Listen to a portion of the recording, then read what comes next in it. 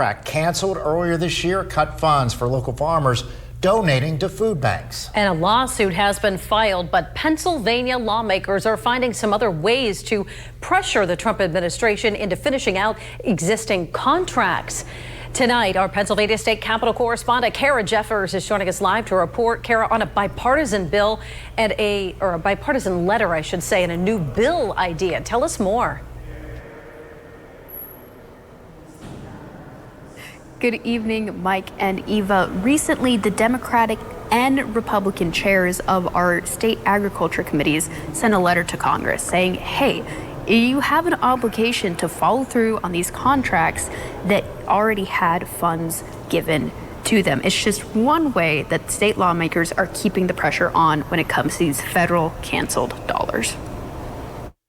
To cut this program was the hatchet. It wasn't the scalpel. The Local Food Purchase Assistance Program gives money to food banks specifically to buy food from local farmers. Pennsylvania signed a contract to continue the program back in December, set to get $13 million over 3 years. Then, in March, the contract was terminated, leaving some farmers in the lurch. You don't just grow something overnight. It takes time. You got to plant it. You got to process it. The committee chairs and Governor Josh Shapiro visited a recipient of the grant program earlier this week. Shapiro filed a lawsuit on this issue at the start of June. We win these because the law is on our side. They had a contract with the good people of Pennsylvania. This was a clear 3-year contract. They broke it 4 months in, and I feel confident that we're going to get there at the end of the day.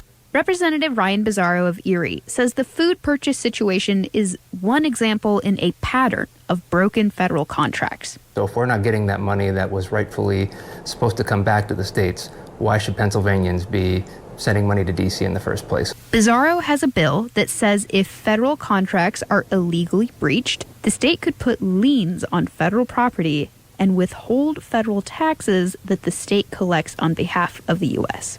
Until they restore our funding that was already appropriated to us constitutionally by Congress.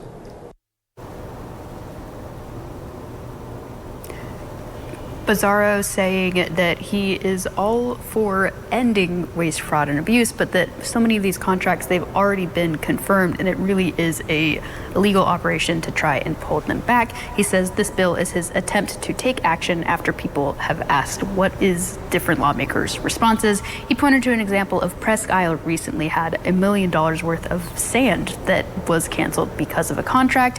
I talked to a Republican lawmaker who said he'd have to read more about the bill, but it sounded like we were holding hostage funds and really trying to start a fight with someone who has a bigger stick.